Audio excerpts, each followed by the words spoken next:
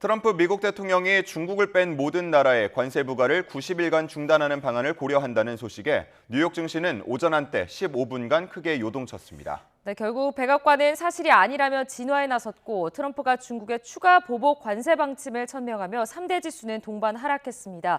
뉴욕 지국 연결해서 자세한 내용 알아보겠습니다. 이승윤 특파원, 트럼프 대통령이 중국에 대한 재보복 관세 방침을 밝혔죠.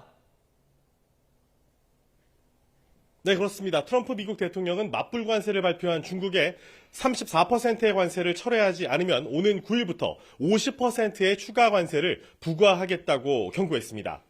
다만 다른 나라와 협상을 즉시 시작할 것이라고 밝혔는데 이 중국의 국가들이 맞불 관세 대열에 합류하는 걸 막겠다는 의도로 풀이됩니다. 일단 한국의 경우에 8일에서 9일 미국을 찾는 정인교 통상교섭본부장의 방문 계기에 이 대미 협상이 이루어질 전망입니다. 중국은 펜타닐 반입 문제로 적용된 20%의 관세, 34%의 상호관세, 그리고 50%의 추가 관세까지 부과될 경우에 이 트럼프 취임 이후 무려 104%의 관세를 얻어맞게 됩니다. 이렇게 되면 미국으로 수입되는 중국산 가격이 트럼프 취임 이전에 갑절 이상으로 오를 전망입니다. 네, 이러한 관세 소식으로 뉴욕 증시는 말 그대로 롤러코스터 장세를 보였다고요? 네, 그렇습니다. 관세 우려에 이 대형주 중심의 S&P 500 지수는 개장과 함께 5천선이 붕괴되는 등 이 뉴욕 증시 3대 지수는 3거래일 연속 급락세로 시작했습니다. 이후 이 트럼프가 중국을 뺀 모든 나라의 관세 부과를 90일 동안 일시 중단하는 방안을 고려 중이라는 소식이 전해지자 빠른 속도로 상승 반전했습니다. S&P 500 지수는 한때 전 거래일 대비 상승폭이 3.4%를 기록했고 기술주 중심의 나스닥 지수 역시 4.5% 뛰었습니다. 불과 7분 만에 S&P 500 지수에 무려 2억 5천만 달러의 자금이 몰려들 정도였습니다. 하지만 백악관이 90일 관세 일시 중단 보도가 가짜 뉴스라고 밝히면서 뉴욕 증시에 말 그대로 찬물을 끼얹었습니다. 블룸버그 통신은 15분 만에 뉴욕 증시가 크게 요동쳤던 말 그대로 광란이었다고 보도했습니다. 경제 전문가의 얘기를 들어보시죠. They're going down because they are concerned that we have a perhaps lack of policy competence, that we are seeing a negative economic scenario, recession risks are rising, and that's then going to be an additional concern for consumers. 이후 트럼프가 중국의 추가 보복 관세 방침을 천명했지만 다른 나라와는 이 협상 의사를 밝히면서 3대 지수는 혼조세를 보이고 있습니다. 이런 가운데 미국 중앙은행인 연방준비제도의 아드리아나 쿠글러 이사는 관세와 관련한 최우선 과제로 인플레이션 관리를 강조했습니다. 말 그대로 물가 관리가 중요하다는 건데요. 파월 연준 의장과 마찬가지로 아직은 이 경기 침체 방지에 방점을 둔 금리 인하에는 어느 정도 선을 좀 그은 신중론으로 풀이됩니다. 하지만 경제 전문가들은 이 시장의 불확실성을 키우는 트럼프의 관세 전쟁에 대응해 경기 침체를 막기 위해 연준이 금리를 인하할 가능성이 크다고 내다봤습니다. 지금까지 뉴욕에서 YTN 이승윤입니다. 트럼프 미국 대통령이 중국을 상대로 또다시 관세 위협에 나선 여파로 달러 원 환율이 야간 시간대 상승폭을 더욱 확대하며 결국 1,470원 선을 넘겨 마무리됐습니다.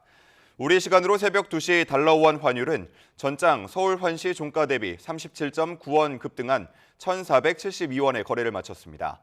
상승폭은 33.7원으로 지난 2020년 3월 19일 40원 오른 이후 가장 컸습니다. 미국 트럼프 대통령이 전 세계를 상대로 부과한 상호 관세 폭탄에 투자 심리가 얼어붙고 있습니다. 공포감에 코스피, 코스닥 할 것 없이 5% 넘게 폭락했고 원달러 환율은 30원 넘게 폭등했습니다. 이형원 기자입니다. 트럼프발 관세 충격이 덮친 우리 증시는 출발부터 폭락했습니다. 코스피는 개장과 동시에 미끄러지며 5% 넘게 추락했습니다. 급기야 오전 9시 12분 매도 호가 효력을 5분 동안 멈추는 사이드카가 발동됐습니다. 공포에 질린 투매에 제동을 건 조치로 지난해 8월 5일 블랙 먼데이 이후 처음입니다. 긴급 처방에도 불안한 모습을 이어간 코스피는 5.57%나 주저앉은 채 마감했습니다. SK하이닉스가 9.5%대, 삼성전자와 현대차 주가도 줄줄이 빠지며 전체 지수를 끌어내렸습니다.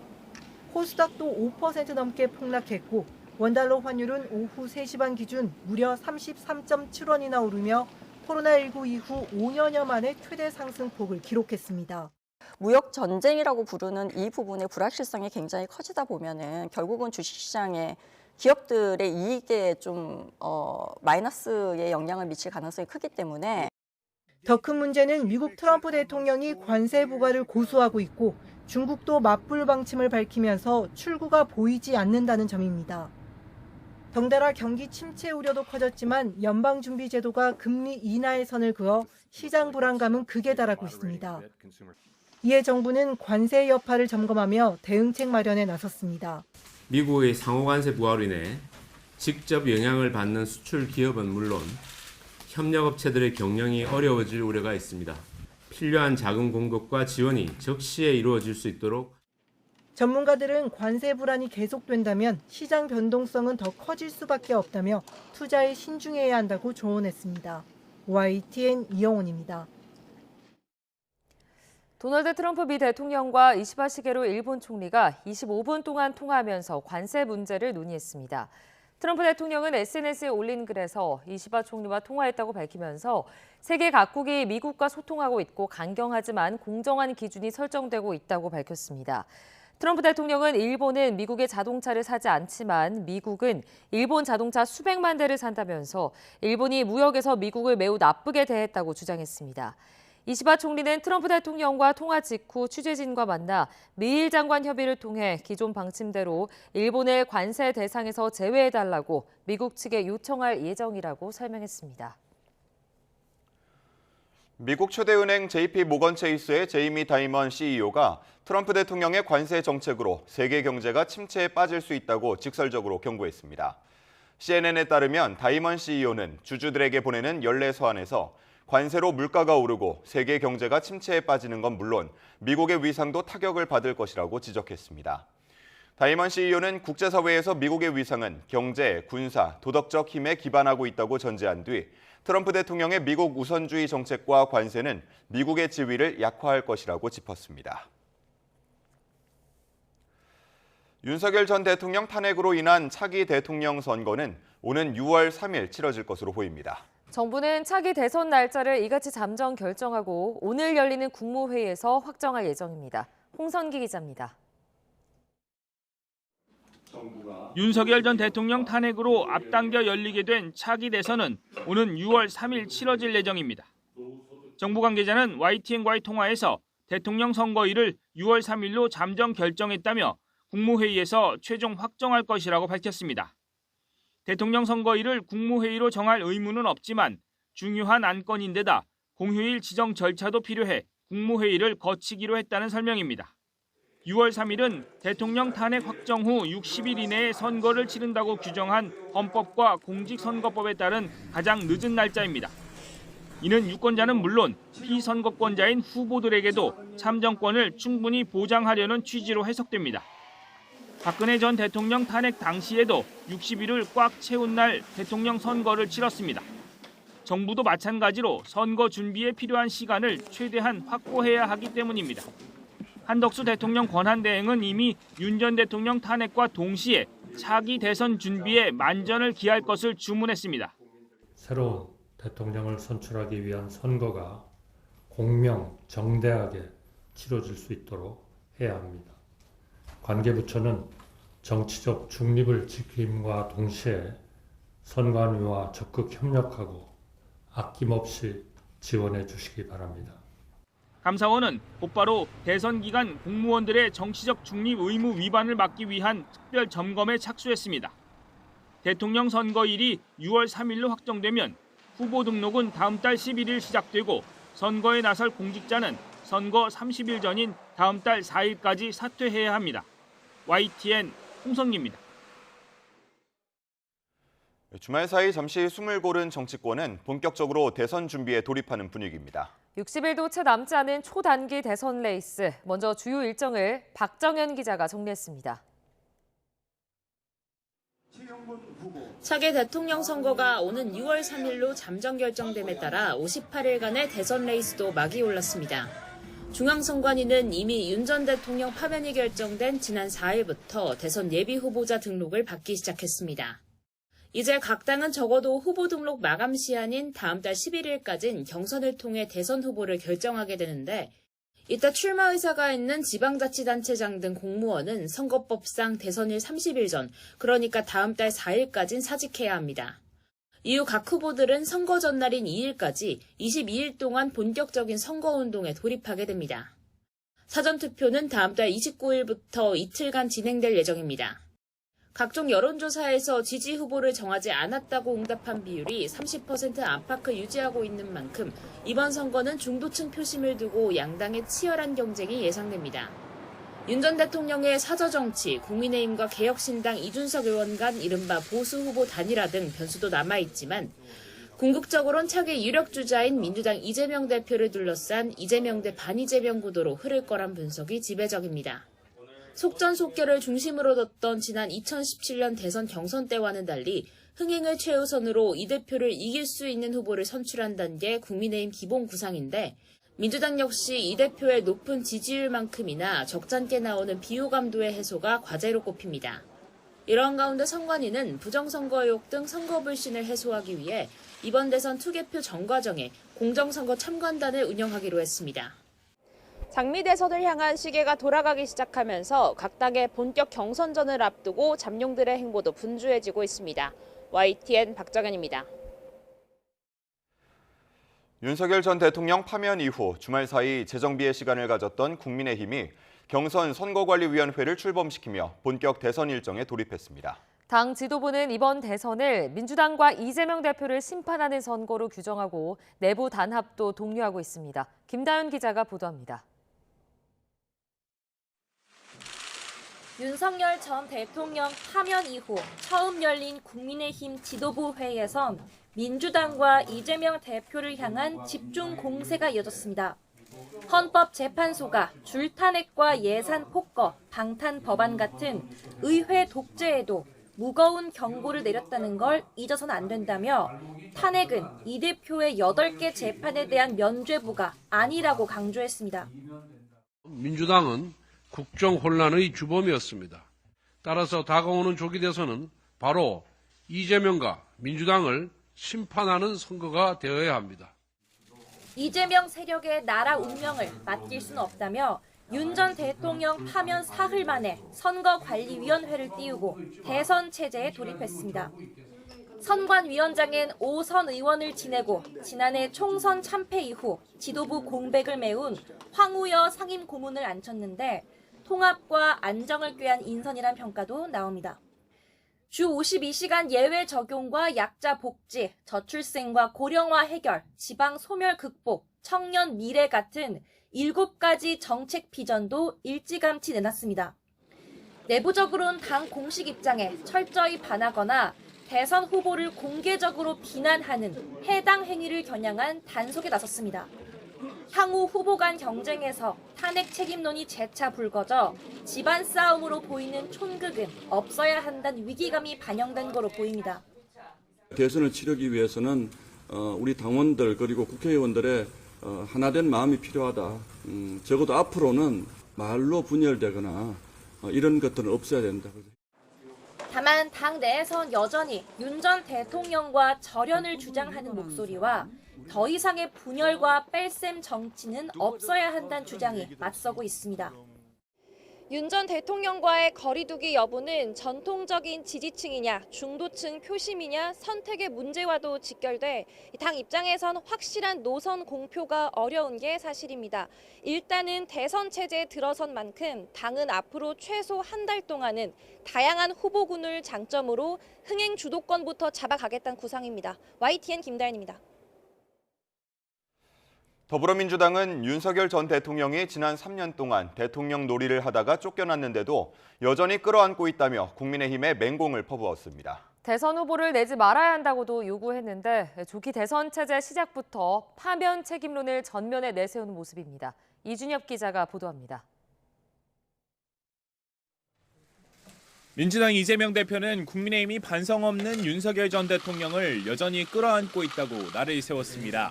파면된 내란 수계를 제명해야 나라도 살고 국민의힘도 산다며 비판 수위를 끌어올렸습니다. 국민이 맡긴 권력과 국민이 낸 세금으로 대통령 놀이하고 권력 노름하다가 나라를 이렇게 망치고 국민들한테 쫓겨나고도 여전히 정신을 못 차리고 있어요. 박찬대 원내대표도 대통령 보궐선거에 4,900억 원이 넘게 든다는 국회 예산정책처 추계를 거론하며 염치가 있다면 대선 후보를 내지 말라고 직격했습니다. 지도부 회의에선 국민의힘을 겨냥한 위원정당 해산이나 윤 전 대통령 출당 조치 등을 언급하며 조기 대선 책임론을 제기하는 목소리가 이어졌습니다. 수백억 혈세의 낭비 보궐선거를 자초한 책임이 있는 정당으로서 대선 후보를 내지 않는 것이 그나마 국민들에 대한 정치적 도리입니다. 민주당은 한덕수 대통령 권한대행을 향해서도 대선일을 바로 공고하고 새 정부 출범까지 공직자 인사를 중단하라며 요구사항을 쏟아냈습니다. 이재명 대표가 직접 제안해 세종 신행정수도 이전을 재추진하는 방안을 검토하는 등 대선을 염두에 둔 대형 정책 의제들도 고심하고 있습니다. 민주당 내에선 집권플랜본부를 비롯한 분야별 조직을 촘촘하게 가동해온 만큼 대선 체제 전환에 서두를 필요는 없다는 분위기도 읽힙니다. 다만 대선 날짜가 공고되고 이재명 대표가 사퇴하면 조만간 당 체제에도 적잖은 변화가 있을 것으로 보입니다. YTN 이준엽입니다. 헌법재판소가 모레 박성재 법무부 장관 탄핵 심판 사건을 선고하기로 했습니다. 문영배 헌재 소장 권한대행 체제의 마지막 선고가 될 걸로 보입니다. 김영수 기자입니다. 박성재 법무부 장관 탄핵 심판 사건 결론이 오는 10일 나옵니다. 국회에서 탄핵소추안이 통과된 지 119일 만, 처음이자 마지막이던 변론을 연 이후 23일 만입니다. 본건 탄핵소추는 오로지 법무부 장관의 직무정지를 목적으로 이루어진 국회의 권한 남용입니다. 박 장관은 비상계엄 선포를 적극적으로 막지 않아 내란에 동조했다는 의혹으로 탄핵 소추됐습니다. 윤석열 전 대통령 탄핵 심판에서 비상계엄이 위헌이라는 판단이 나온 만큼 박 장관이 얼마나 관여했는지가 핵심이 될 걸로 보입니다. 이와 함께 대통령 권한대행에 대한 탄핵소추안 의결 정족수 기준이 국무위원인지 대통령인지 따지는 권한쟁의 심판 사건 결정도 나옵니다. 앞서 헌재는 한덕수 총리 탄핵 심판 사건에서 국무위원 기준이 적법하다고 봤습니다.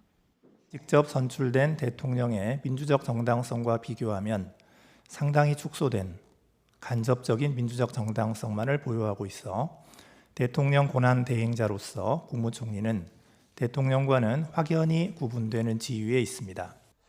문영배 헌재 소장 권한 대행을 중심으로 한 재판관 8인 체제 선고는 이날이 마지막이 될 걸로 보입니다. 문 대행과 이미선 재판관은 오는 18일을 끝으로 6년 임기를 마칩니다. 이에 따라 조지호 경찰청장과 형사재판을 이유로 절차가 중지된 손준성 검사의 탄핵 심판 사건은 재판부가 재정비될 때까지 미뤄질 전망입니다. YTN 김영수입니다. 검찰 명태균 의혹 전담 수사팀이 지난 2월 서울중앙지검에 사건을 이첩한 직후 김건희 여사 측의 소환 일정을 조율한 것으로 YTN 취재 결과 확인됐습니다. 검찰청사 소환을 유력하게 검토하고 있는 가운데 윤석열 전 대통령까지 수사가 이어질지 관심입니다. 신재원 기자가 단독 보도합니다. 명태균 의혹 전담 수사팀은 지난 2월 창원지검에서 서울중앙지검으로 사건을 옮겨왔습니다. YTN 취재 결과 수사팀은 서울중앙지검으로 옮긴 직후 김건희 여사 측에 연락해 소환조사 협조를 요청한 것으로 확인됐습니다. 김 여사가 지난 2021년 여름부터 명태균 씨와 수시로 연락하며 비공표 여론조사 자료를 보고받은 정황과 관련해 대면 조사가 필요하다고 판단한 겁니다. 다만 당시에는 김 여사 측이 명태균 의혹 사건과 관련해 정식으로 변호인을 선임하기 전 단계여서 구체적인 조사 시간과 장소를 조율하는 단계로 넘어가지는 못한 것으로 파악됐습니다. 앞서 검찰은 명품 가방 수수 사건과 도이치 주가 조작 의혹 사건과 관련해 대통령 경호처 부속청사에서 김 여사를 비공개 조사하면서 특혜 논란에 휘말린 바 있습니다. 헌법재판소는 이 사건으로 탄핵 소추됐었던 이창수 서울중앙지검장 등 검사 3명에 대한 탄핵을 기각하면서 제3의 장소에서 조사하는 것에 문제 없다고 판단했지만 검찰은 이번에는 김 여사를 청사로 불러 조사하는 방안을 유력하게 검토하고 있습니다. 다만 김 여사가 포토라인에 서기는 쉽지 않을 것으로 보입니다. 윤석열 전 대통령이 파면되면서 자연인 신분이 되기는 했지만 대통령실 경호가 유지되고 있기 때문입니다. 검찰이 김 여사에 대한 청사 소환 방침을 세운 가운데 명태균 의혹에 대한 수사가 윤 전 대통령까지 이어질지 관심입니다. YTN 신지원입니다. 이재명 민주당 대표가 증인으로 소환된 대장동 민간업자 재판에 5번 연속으로 불출석했습니다. 법원은 현실적으로 이 대표를 부르기 어렵다며 이 대표 증인 신문은 진행하지 않기로 했는데 검찰은 반발했습니다. 권준수 기자입니다. 서울중앙지방법원에서 열린 유동규 전 성남도시개발공사 본부장 등 대장동 민간업자 재판이 시작 30여 분 만에 끝났습니다. 이 대표를 상대로 증인신문을 진행할 예정이었지만 5차례 연속 이 대표가 모습을 드러내지 않았기 때문입니다. 앞서 법원은 지난달 이 대표가 정당한 사유 없이 재판에 나오지 않았다며 과태료를 부과하기도 했는데 이번에도 나오지 않자 이 대표를 더 이상 부르지 않기로 했습니다. 국회의원 불체포 특권이 있어서 소환이 현실적으로 어려워 보이는 데다가 증인 제재만 몰두하면서 계속 재판을 이어갈 수 없는 상황이라는 겁니다. 또 법원의 과태료 부과에 대해 이 대표가 이의 신청을 제기하면서 과태료 처분이 확정되지 않아 감치를 진행할 수도 없다고 설명했습니다. 검찰은 즉각 반발했습니다. 이 대표를 증인으로 소환하지 못하는 건 불체포 특권의 도입 취지와 맞지 않는다며 사실상 이 대표가 법의 적용을 거부하는 행태를 보이고 있어 매우 유감이라고 비판했습니다. 그러면서 이 대표가 수사 당시엔 진술을 거부하면서 법정에서 밝힌다더니 법정에서도 밝히지 않고 있다고 꼬집었습니다. 이런 가운데 이 대표는 항소심에서 무죄를 선고받은 공직선거법 위반 사건의 소송 서류도 일주일째 받지 않고 있는 것으로 파악됐습니다. 이 대표가 검찰 상고 이유서를 송달받지 않으면 답변서 제출 기한도 그만큼 늦어져 대법원의 심리가 늦어질 수 있습니다. YTN 권준수입니다. 오늘의 주요 경제 일정입니다. 정인교 통상교섭본부장이 오늘 미국 워싱턴 DC를 방문해 우리나라에 부과된 상호관세 25% 관련 협의를 이어갑니다. 정 본부장은 미국 무역대표부 등 미국 정부 관계자들과 만나 우리 기업의 피해 등 우려를 전달할 예정입니다. 대내외 위기론이 커지고 있는 삼성전자가 오늘 1분기 잠정 실적을 발표합니다. 삼성전자는 오늘 오전 1분기 매출과 영업이익 등을 집계한 잠정 실적을 공시할 예정입니다. 증권사들은 전년 동기보다 20% 이상 낮아진 5조 원 안팎의 영업이익을 거둘 것으로 내다봤습니다. 기획재정부가 지난해 나라 살림 현황을 알 수 있는 2024 회계연도 국가결산 결과를 공개합니다. 지난 2023년 기준 정부 관리 재정 수지는 87조 원 적자로 100조 원에 육박하는 큰 폭의 재정 적자 상황이 4년째 이어졌습니다. 그 결과 국가 채무는 2023년 1,127조 원에 육박해 GDP 대비 국가 채무 비율이 46.9%에 이르렀습니다. 한국은행이 올해 2월 국채 수지 결과를 발표합니다. 1월의 경우 경상수지가 29억 4천만 달러 흑자로 집계돼 21개월 연속 흑자 행진을 이어갔습니다. 그러나 수출이 1년 전보다 10%가량 감소했는데 2월에도 수출 감소세가 이어졌을지 관심입니다. 울산의 한 대학교 신입생 단체 대화방에 음란물 수십 개가 퍼져 경찰이 수사에 나섰습니다. 학교 측은 한 달 전 노트북을 잃어버렸다고 신고한 한 학생 이름으로 음란물이 올라온 것으로 파악했습니다. 어찌된 일인지 오태인 기자가 취재했습니다. 지난 3일 새벽 울산 지역 한 대학교의 학생 단체 대화방에 음란물이 올라왔습니다. 여성 신체 부위 일부를 찍은 사진이나 동영상 40여 개입니다. 음란물을 올린 사람은 직접 찍은 것들이 많다며 개인적으로 연락해달라는 글까지 남겼습니다. 이 대화방은 학부 신입생들을 위한 공간으로 당시 280여 명이 참여한 상태였습니다. 대학 측은 경위 조사에 나섰고 한 달 전 노트북을 잃어버린 학생 이름으로 음란물이 올라온 것으로 파악했습니다.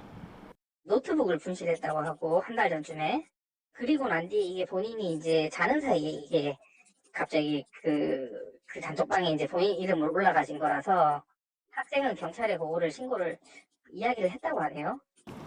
경찰도 수사에 나섰습니다. 이 학생이 노트북 분실을 접수한 사실을 확인하고 실제 음란물을 올린 사람이 누군지 찾고 있습니다. 일단은 피해가 발생했으니까 수사를 진행해야죠. 저희가 사건 접수해서 그 음란물 유포된 거 하고 그걸 좀 수사를 진행할 겁니다. 음란물 게시 이후 대화방은 해당 학부 학생회가 나서 폐쇄한 상황. 학생회는 해킹이나 바이러스 등의 이유가 아니라면 유포자에 대한 형사소송도 진행하겠다는 뜻을 밝혔습니다. YTN 오태임입니다. 사건 사고 한 줄 뉴스입니다. 어제 오후 4시 반쯤 전북 전주시 덕진구 도도동에서 5톤 트럭과 승용차 등 차량 석 대가 잇따라 부딪혀 한 명이 숨지고 한 명이 다쳤습니다. 10대 청소년 4명이 면허증을 도용해 빌린 차로 대전 도심에서 난폭 운전을 하다가 경찰에 붙잡혔습니다. 지난 4일 대전 중구 호동에서 흉기를 휘둘러 지인을 살해한 혐의를 받는 60대가 구속됐습니다. 지난 2월 경기 부천시에 있는 노래방에서 50대 여성을 살해하고 시신을 유기한 혐의로 기소된 30대 종업원이 첫 재판에서 혐의를 인정했습니다. 지난 1일 새벽 1시 10분쯤 편의점에서 일하던 전처를 숨지게 하고 불을 지른 뒤 달아난 혐의를 받는 30대가 구속됐습니다. 인천지방법원은 점주를 흉기로 위협해 편의점에서 2만 원어치 물건을 빼앗은 40대에게 1심에서 징역 3년을 선고했습니다. 어젯밤 10시쯤 경기 성남시 중원구 금광동에 있는 5층짜리 건물 1층 컴퓨터 수리점에서 불이 나면서 주민 여러 명이 대피했습니다. 어제 아침 6시 40분쯤 서울 자양동에 있는 아파트 지하 주차장에서 충전을 하던 하이브리드 차량에서 불이 났습니다. 1시간 50여 분 만에 진화됐고 다친 사람은 없었습니다. 새벽 시간 길을 걷던 여성을 흉기로 위협해 금품을 빼앗으려 한 20대가 경찰에 구속됐습니다. 회사 돈 66억여 원을 가족 명의 계좌로 빼돌린 50대 직원이 2심에서 징역 6년을 선고한 1심보다 무거운 징역 9년형을 선고받았습니다. 지금까지 사건, 사고 한 줄 뉴스였습니다.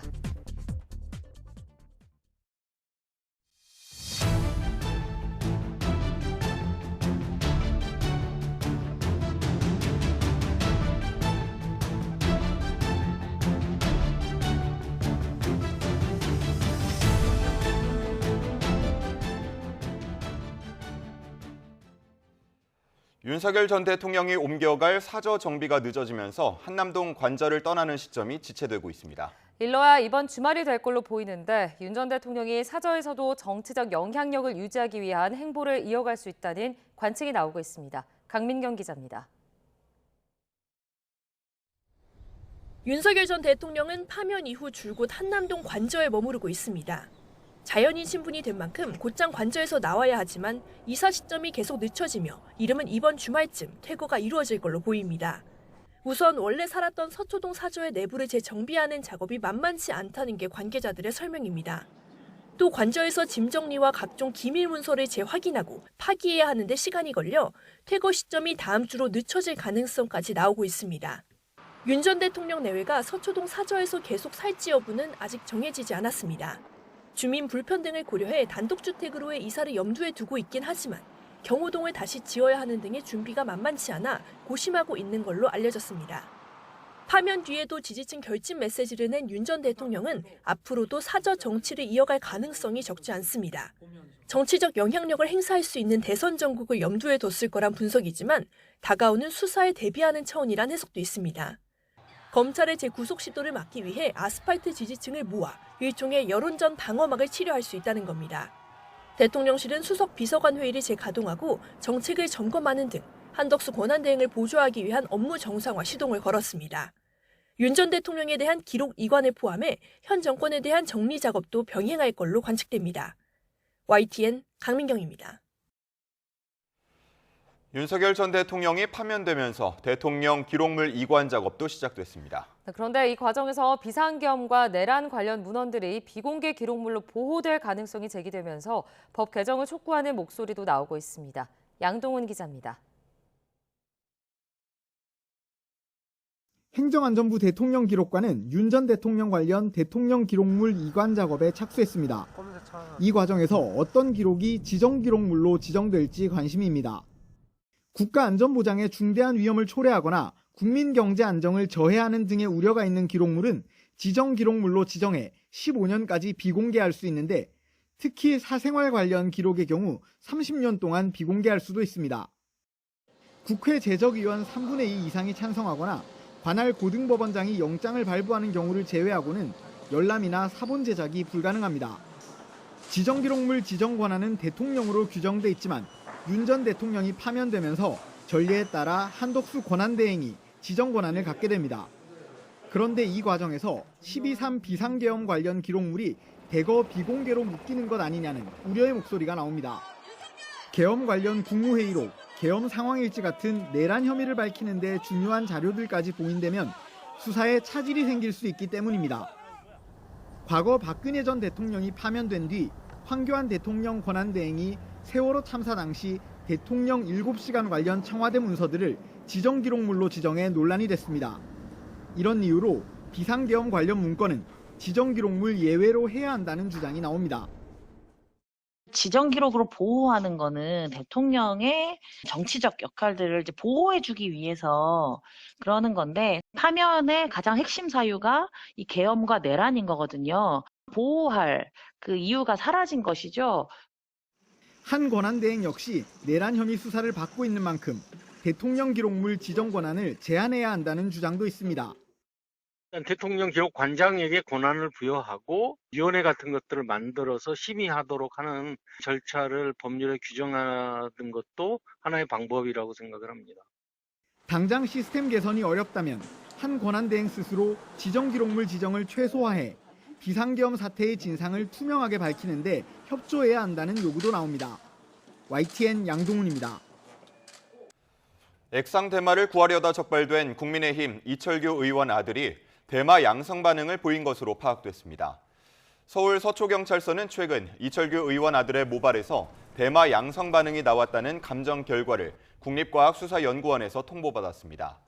이 씨는 지난해 10월 이른바 던지기 수법으로 서초구 주택가 화단에 묻힌 액상 대마를 찾으려다 미수에 그친 혐의를 받습니다. 지난주까지 대부분 의대생들이 복귀를 선택한 가운데 본과 3, 4학년을 중심으로 수업 참여가 이어지는 것으로 파악됐습니다.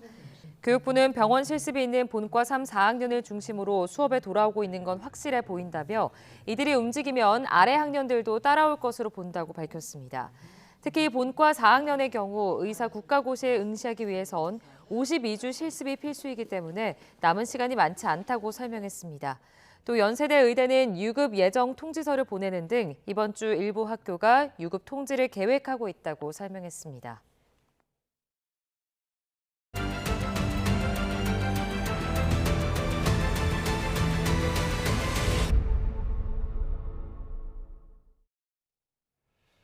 경남 산청에 큰 산불이 번졌던 곳과 가까운 하동 지역에서 또 산불이 났습니다. 대규모 인력과 장비를 동원한 진화 작업이 이뤄졌는데 예초기를 돌리다 튄 불꽃이 번진 것으로 추정됩니다. 나연우 기자입니다.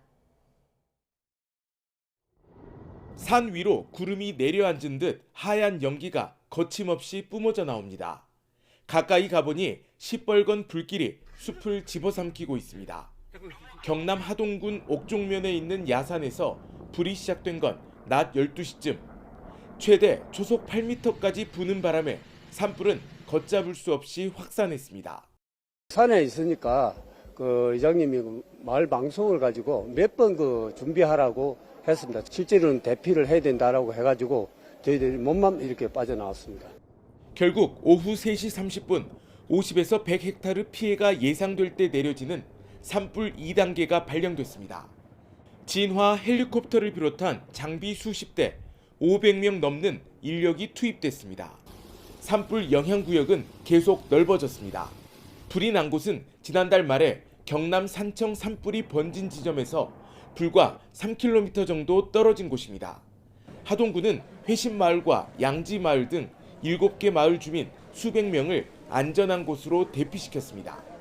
앞선 산불과 개우 안정도 되지도 않았는데 또다시 갑자기 불이 나가지고 우왕좌왕 아직까지 마음을 갈피를 못 잡는.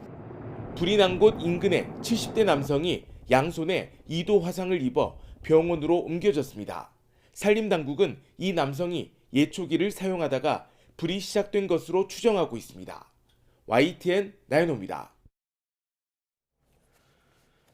경남 하동군 옥종면 산불 진화 작업이 막바지에 다다랐습니다.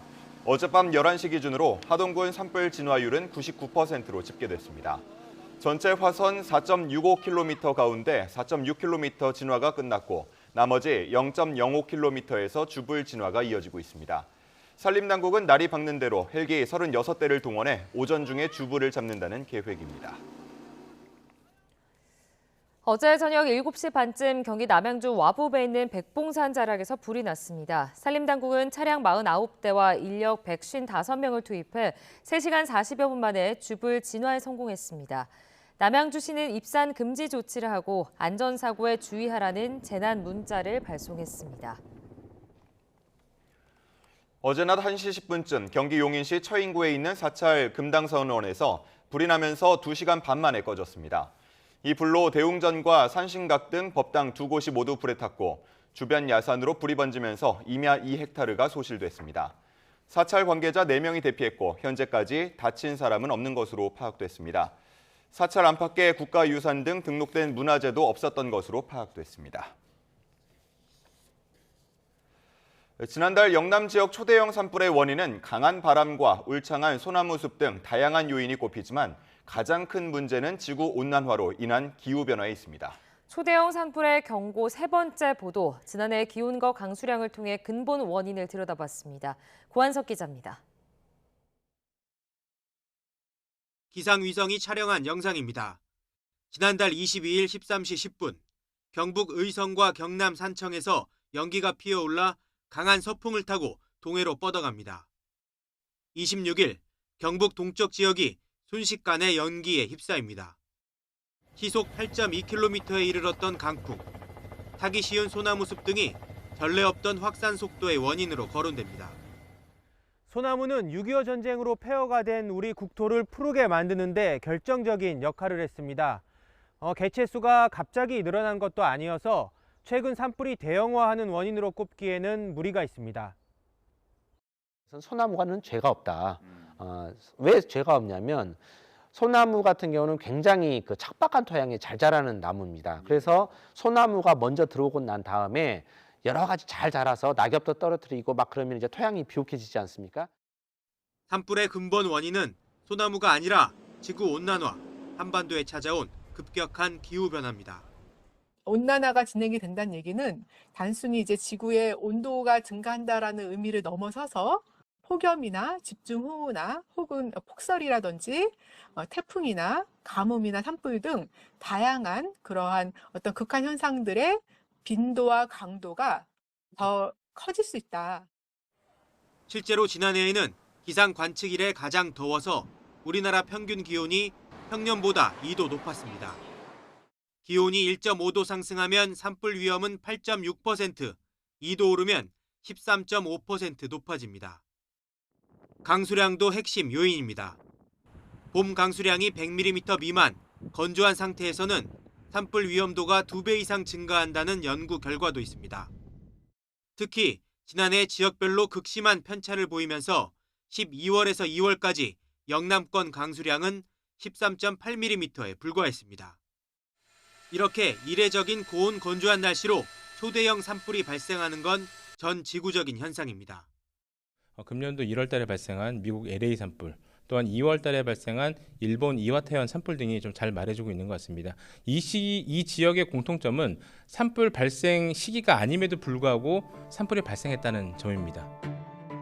상시화하고 대형화하는 산불. 지구가 인간에게 보내는 경고입니다. YTN 고한석입니다. 4월 8일 화요일 미리 보는 오늘입니다. 1조 8,500억 원대 대규모 미정산이 발생한 티몬 위메프 사태와 관련해 주요 경영진의 첫 정식 재판이 오늘 열립니다. 서울중앙지방법원은 오전 10시 배임 등의 혐의로 기소된 구영배 큐텐그룹 대표, 류광진 티몬 대표, 류화연 위메프 대표 등에 대한 1차 공판기를 진행합니다. 재판부는 증인 신분과 관련한 의견을 들을 것으로 보입니다. 마약 상습 투약으로 복역 중인 전직 프로야구 선수 오재원 씨의 필로폰 수수 혐의 사건 항소심 선고가 오늘 나옵니다. 서울중앙지방법원은 오늘 오후 2시 마약류 관리법 위반 혐의로 기소된 오 씨와 지인 등 3명에 대한 항소심 선고 공판을 진행합니다. 윤석열 전 대통령의 탄핵 심판 선고일과 겹치면서 연기됐던 여의도 봄꽃축제가 오늘 개막합니다. 봄꽃축제는 이번 주 토요일까지 운영되는데요. 축제가 끝난 다음 날인 일요일 오후 10시까지 여의도로를 중심으로 교통이 통제됩니다. 지금까지 미리 보는 오늘이었습니다.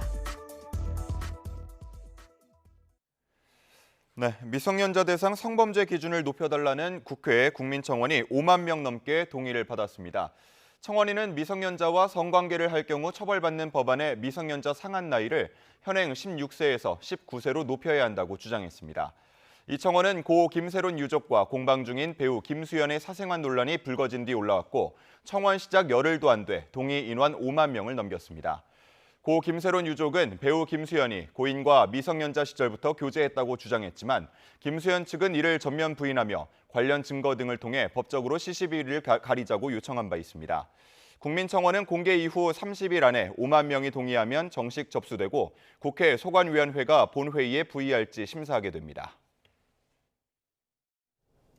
오늘도 맑고 따뜻한 봄 날씨가 이어져 봄꽃 구경하기도 좋은 날씨가 예상됩니다.